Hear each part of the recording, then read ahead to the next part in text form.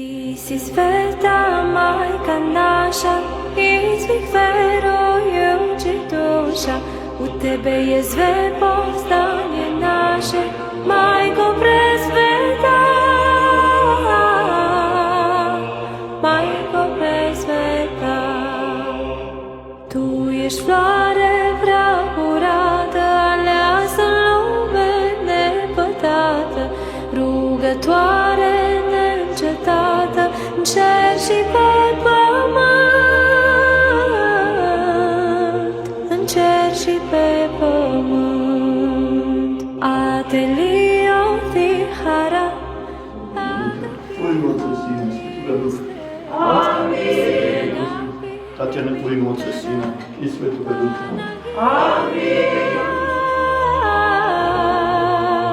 Panageja.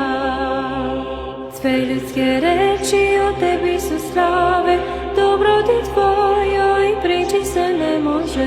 Uzdamo se u ljubav tvoju, majko presveta, majko presveta.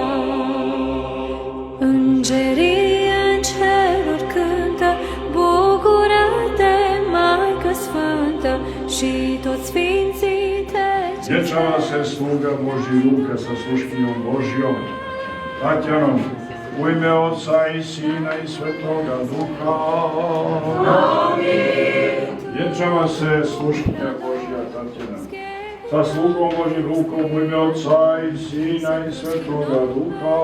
Amin.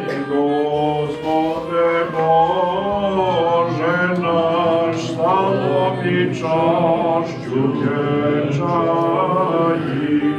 Crvu krase i sveta gora, vrt tvoj divni, svetli u svetu i pravoslavlju, majko presveta.